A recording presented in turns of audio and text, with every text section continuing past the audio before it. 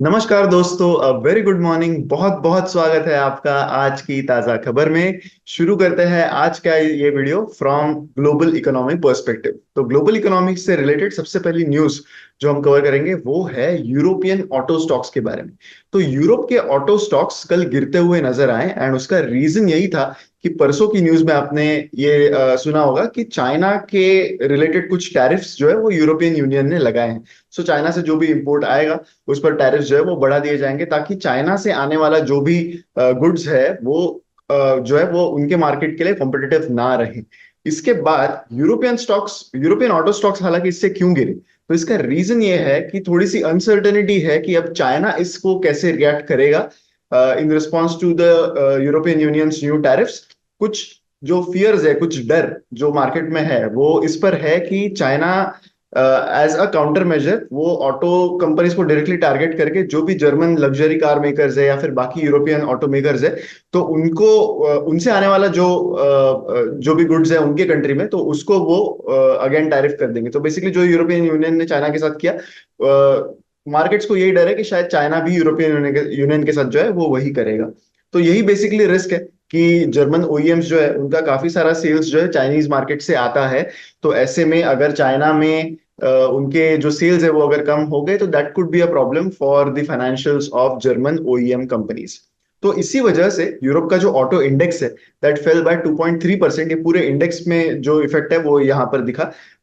बाकी अगर हम स्पेसिफिक कंपनीज की बात करें तो चाइना एक्सपोज्ड जो कंपनी सबसे ज्यादा है with in European union, that is Volvo. तो वोल्वो के शेयर्स ऑलमोस्ट 6.2% से गिरते हुए दिखे थे कल। एंड पॉर्श एंड फोक्सवैगन जैसे शेयर्स जो थे वो भी कल 2 to 3% डाउन देखे गए। आगे हम बढ़ते हैं इंडियन इकोनॉमी पे, जहां पर सबसे पहले हम बात करने वाले हैं अबाउट द आईपीओ मार्केट्स। तो प्राइम डेटाबेस जो है एक कंपनी है जिनके एमडी ने कहा है कि आईपीओ का जो मार्केट है that is set for a record breaking FY 25। This is basically in comparison to FY 24। अगले 2 महीने में उनका ये कहना है कि ऑलमोस्ट 24 कंपनीज के आईपीओ यहाँ पर आ सकते हैं and it looks like all these companies together are going to raise almost 30,000 crore rupees through this IPO। FY 24 के कंपैरिजन में ये ऑलरेडी बेटर ईयर नजर आ रहा है as per the data and as per the interest in IPO जो इस वक्त नजर आ रहा है। अगर हम कंपेयर करें कि पिछले साल कितना टोटल फंड रेज हुआ था, तो ऑलमोस्ट 60,000 करोड़ का फंड रेज जो है वो FY 24 में हुआ था। एंड ऐसा लग रहा है कि कंफर्टेबली ये जो फंड रेज हुआ पिछले पूरे साल में वो पहले ही कुछ महीनों में शायद बीट हो जाएगा। 2024 इस साल में इलेक्शन साइकिल था, उसके बावजूद IPO market has been very strong. This is something जो पहले के इलेक्शन साइकिल्स में देखा नहीं गया है। तो यही सारे एक्सपर्ट्स का कहना है कि इस समय लिक्विडिटी एक बहुत इंपॉर्टेंट चीज होती है जिस पर सारे कंपनीज अपना आईपीओ जो है वो डिसाइड करते हैं। तो लिक्विडिटी के कंसर्न्स इस समय नजर नहीं आ रहे हैं। सारे interest from institutional investors as well as retail investors are looking quite strong. बहुत सारा पैसा मार्केट में फ्लो हो रहा है, तो ऐसे में हर कंपनी चाहेगी कि वो अपना आईपीओ अच्छे वैल्यूएशन पे यहाँ पर कर सके। तो अगेन सेकेंडरी मार्केट बेसिकली काफी स्ट्रांग नजर आ रहा है, तो ऐसे में हर कंपनी चाहेगी कि वो आईपीओ करे। अगर हम लाइनअप की बात करें कि कौन से ऐसे प्रोमिनेंट नेम्स है जो आईपीओ करने पर नजर रख रहे हैं करंटली, तो इसमें जो प्रोमिनेंट मेन जो नाम अगर हम देखें तो Emcure pharma is a name that is coming up. Waaree energies and one MobiKwik system, ये सारे companies are looking to do their IPO. Market के जो रेगुलेटर है सेबी, ये जो बॉडी है इन्होंने ऑलरेडी अप्रूव किए हैं 18 आईपीओस। एंड ये सारे 18 आईपीओस मिला के अराउंड 20,000 करोड़ रेज होने वाले हैं। सो इट सीम्स कि FY 25 is going to be quite good for the IPOs, at least in terms of कितने आईपीओस आएंगे। इन्वेस्टर इंटरेस्ट कैसे होगा वो तो आने वाला वक्त ही यहाँ पे हमें बताएगा। अगली न्यूज है about the general insurance data for the month of May. तो कुछ जनरल इंश्योरेंस का डेटा कल आउट हुआ and this basically covers all the insurance like health insurance, motor insurance and other fire insurance related बाकी सारे insurance के numbers यहाँ पर आते हैं। तो आईसीआईसीआई लॉम्बार्ड का जो टोटल प्रीमियम है for the month of May that has grown by 22% on a year on year basis. whereas Star Health का ये जो ग्रोथ है that has come out at 16%। Although directly comparable business नहीं है, Star Health is a SAHI player, standalone health insurance player है, जबकि ICICI Lombard is a overall general insurance player. Overall general insurance अगर हम देखें तो वो 14% से बढ़ा है on year basis in this month of May versus the previous year's May month. जबकि साही प्लेयर्स जो है in totality they have grown by 26%। So अगर हम साही के टोटल मार्केट का ग्रोथ देखें तो उस कंपैरिजन में star health has under performed bit for this particular month. लेकिन ओवरऑल जनरल इंश्योरेंस का अगर हम मार्केट देखें तो यहाँ पर स्टार हेल्थ ने अपना जो मार्केट शेयर है वो थोड़ा सा इंप्रूव किया है, फ्रॉम 4.16% टू 4.3%। साही प्लेयर्स की अगर हम बात करें तो सबसे अच्छी ग्रोथ यहाँ पर मेनली दिखी है from players like Niva Bupa and care health, जिनके numbers have been quite good, they have been more than 25% year on year growth यहाँ पर दिखी है for the month of May.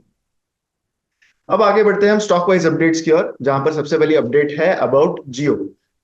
Mainly हम यहाँ पर बात करेंगे जियो के टेलीकॉम बिजनेस में, जहां पर जियो को एक ग्रीन सिग्नल मिल गया है to launch Starlink like satellite internet service in India.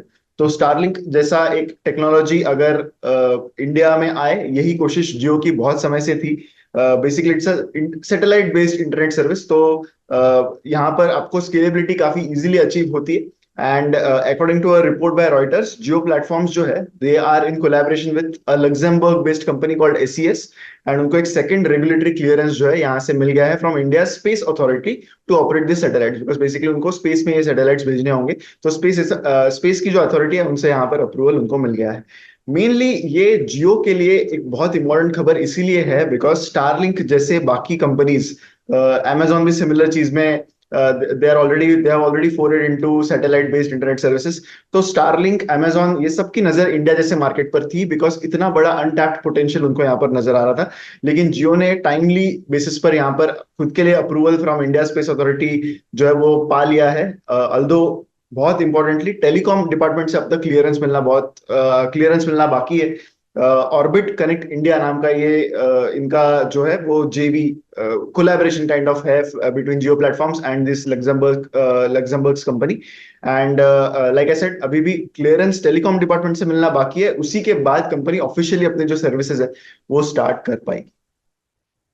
अगली न्यूज है अबाउट अंबुजा सीमेंट, जिन्होंने कल 100% स्टेक अक्वायर किया in a company called Penna cement industries.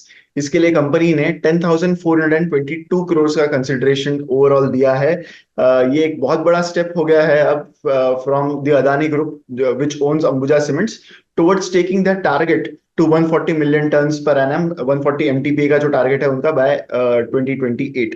तो अंबुजा सीमेंट्स की total capacity currently around 79 MTP है।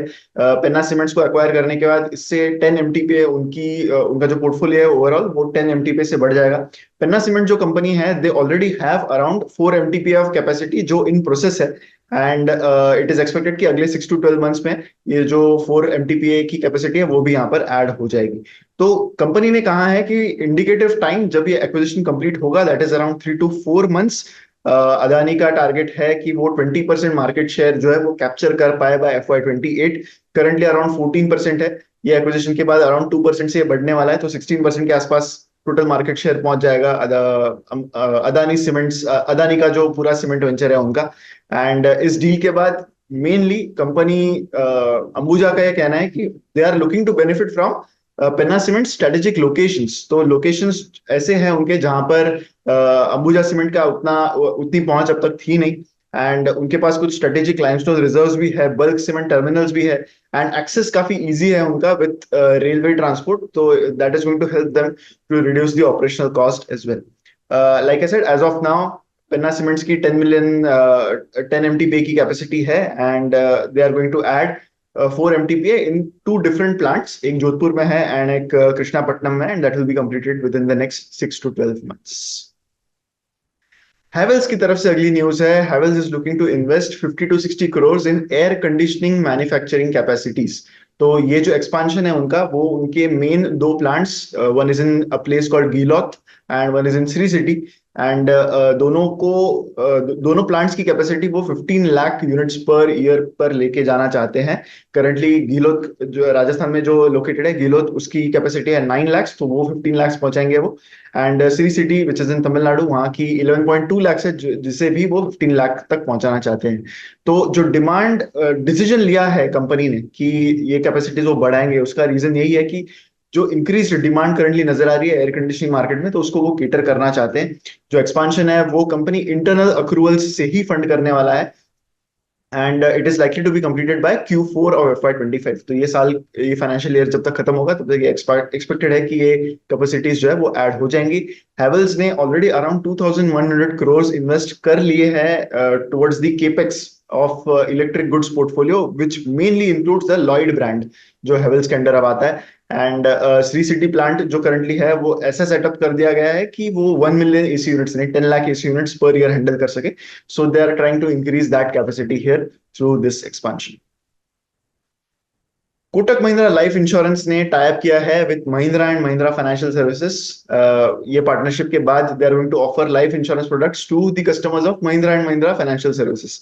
तो इससे एक काफी मेजर अराउंड 10 मिलियन कस्टमर्स का बेस यहाँ पर कोटक महिंद्रा लाइफ इंश्योरेंस को मिल जाएगा, जो कस्टमर बेस है of Mahindra and Mahindra financial services.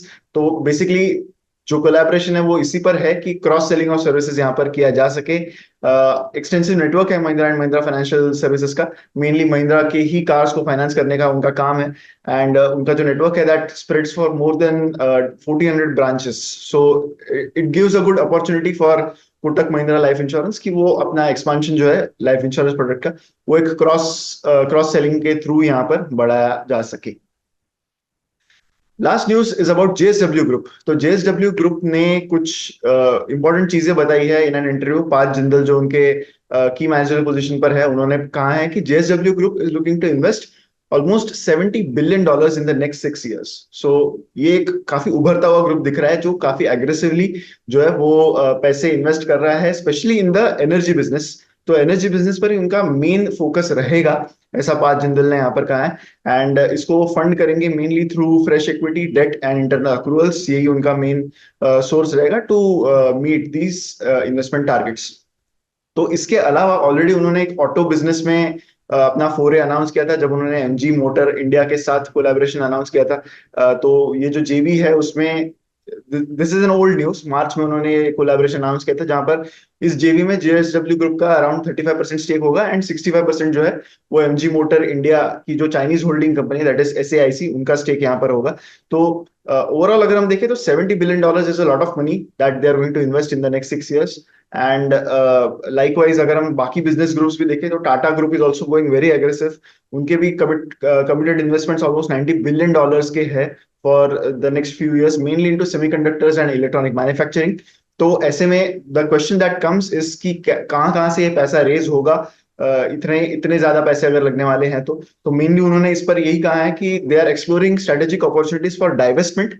जैसे JSW इंफ्रा जैसी कंपनी है जिसने रिसेंटली IPO किया है, उसमें कंपनी का 85% स्टेक है। Now as per the laws, lock in period एक बार खत्म होने के बाद इसको 75% लाना होगा। तो उस तरह से कंपनी कुछ पैसे जो है वो रेज कर सकती है बाय सेलिंग देयर स्टेक और doing a QIP at that point of time. तो ये एक मीन्स हो गया and they will try and explore some more means, ताकि जो अमाउंट उनको लगने वाली है फॉर दीज केपेक्स इनिशिएटिव्स वो कंपनी रेज कर सके। So that was it for today's news. अब हमारे फाइनल सेक्शन पर हम चलेंगे, that is the believe it और नॉट सेक्शन। तो ये एक इमेज मैं आपके साथ शेयर करता हूँ, बहुत ही इंटरेस्टिंग इमेज है। DSP का जो नेत्रा करके एक मंथली उनका एक डिस्क्लोजर आता है जहां पर वो कुछ इनसाइट्स बताते हैं अबाउट द मार्केट, उसमें ये दिया गया है। तो इसमें सबसे इंपॉर्टेंट चीज एंड सबसे नोटवर्दी ऑब्जर्वेशन मैंने ये देखा कि हमने जब भी लाइव सेशंस भी कंडक्ट किए हैं, सबसे ज्यादा लोगों के क्वेश्चन इसी पर होते हैं कि अगर इंडिया में जापान जैसा मार्केट हो गया तो क्या होगा। जापानीज मार्केट्स ने अभी पिछले एक साल में उन्होंने हालांकि काफी अच्छे रिटर्न्स दिए, बट एक साल पहले तक लास्ट 30 years में Japan market had given 0 returns. So अगर ऐसी सिचुएशन इंडिया में आ जाती है तो जो हमारे सारे थीसिस होते हैं about long term investing into equities वो कैसे होल्ड अप करेगा। तो हमने हमेशा ऐसी सिचुएशन पे यही ऑब्जर्व किया है कि जापान जैसी केस में इन्फ्लेशन भी हमेशा कम रहा है। सो इन्फ्लेशन जब कम होगा तब your savings can take care of all the future expenses. लेकिन एक बहुत इंटरेस्टिंग डेटा यहाँ पर आया है about all these markets that includes Japan, China, US, India, कि आप इस इमेज में देख सकते हो कि लमसम रिटर्न्स कंपेयर किए हैं, लमसम रियल रिटर्न्स कंपेयर किए हैं, SIP returns and SIP real returns compare कर दिए गए हैं। नाउ यू विल सी कि इंडिया के ऑब्वियसली काफी अच्छे SIP रिटर्न्स है ऑफ 12% एंड जो रियल रिटर्न्स है SIP के दैट इज 6%। सो 6% इन्फ्लेशन का अगर हम इफेक्ट निकाल दें इंडियन इकोनॉमी से, सो अराउंड 6% के रियल रिटर्न्स रहे हैं। लेकिन Japan in spite of having such bad markets in the last 30 years, उनके जो SIP के रियल रिटर्न्स है they are 5%, which is comparable to US। So in spite of such a bad market for Japan in the last 30 years, उनके SIP के real returns 5% रहे हैं, which is amongst the highest in the world. अगर हम देखें, this is the data for last 30 years by the way. So पिछले 30 सालों में India, US and Japan have given the best returns, अगर हम एसआईपी रियल रिटर्न्स की बात करें तो. So that just goes on to show कि ऑब्वियसली इसमें बहुत बड़ा जो कंट्रीब्यूशन है, that is because of the rally जो पिछले एक साल में जापानीज मार्केट्स में हुई है. लेकिन एक बहुत ही सीखने वाली चीज, बहुत ही इंपॉर्टेंट इंसाइट यहाँ पर यह है कि हम कई बार जो है वो मार्केट देखकर अपने डिसीजंस देख लेते हैं कि अरे मार्केट ज्यादा हिल नहीं रहा है तो चलो एसआईपी अभी कंटिन्यू करने का कोई फायदा नहीं है. पर हमें इसी से जो बेसिकली चार्ली मुंगर का एक कोट है कि अबाउट अबाउट मार्केट्स एंड कैसे इन्वेस्टर्स बिहेव करते हैं, कि मोस्ट इन्वेस्टर्स जो है वो बेटर ऑफ है by not doing any activity, by being very passive about their investing philosophy. And बहुत बार उन्होंने भी एक कहा था कि क्लाइंट से एंड बाकी उनके पार्टनर से जब वो इंटरेक्ट करते हैं तब वो यही उन्होंने देखा है कि अगर एसआईपी आप स्टार्ट करते हो तो कभी स्टॉप मत कीजिए, स्पेशली जब इकोनॉमी जो है वो एक उतने अच्छे फेज से ना जा रही हो. तो ऐसे में होता यह है कि जापानीज इकोनॉमी के ही इस डेटा से हमें देख के ये पता चलता है कि लॉन्गर टर्म में अगर आप सिस्टमैटिक वे में इन्वेस्ट कर रहे हो तो आपको एक एवरेज वैल्यूएशंस एक्सेप्ट करने होते हैं, एवरेज रिटर्न्स आपको मिलते हैं एंड एवरेज वोलेटिलिटी मिलती है. But over the longer term most investors जो है वो एवरेज रिटर्न भी नहीं कमा पाते. So even if you earn average returns, आपको किसी को बीट करने की जरूरत नहीं है. We are not running a competition कि हमें किसी को बीट करना है कि अरे उसने 30% रिटर्न्स कमाए तो हम 35% रिटर्न्स कमाते हैं. अगर आपके गोल्स क्लियर हो रहे हैं, अगर आपके गोल्स मीट हो रहे हैं इन spite of having very reasonable expectations of returns also, तो ऐसे में that investment philosophy is good. And SIP returns of even a country like Japan shows you कि over a longer term जो volatility है वो बैलेंस आउट हो जाती है. अगर आप आपके जो भी गोल्स है उनके हिसाब से आपकी इन्वेस्टमेंट कंटिन्यू करते रहते हो तो over a longer term things will get better. And that just shows in this data. I mean अभी भी हमेशा का ये एक बहुत ही पॉपुलर क्वेश्चन है कि इंडिया में अगर जापान जैसी चीज हो गई तो क्या होगा. Even Japanese markets have recovered so well in the last 1 year, which was due for a lot of years for their economy. So that is it for today's new video on आज की ताजा खबर. आशा करता हूँ कि video आपको अच्छा लगा होगा एंड लास्ट का जो बिलीव इट और नॉट सेक्शन है वो भी काफी इंसाइटफुल लगा होगा. तो वीडियो अगर आपको अच्छा लगा है तो लाइक जरूर कीजिएगा एंड कमेंट्स में मुझे बताइए कि आपको ये बिलीव इट और नॉट सेक्शन आज का कैसे लगा about Japan SIP returns. And मिलेंगे हम अगले वीडियो में. Thank you so much.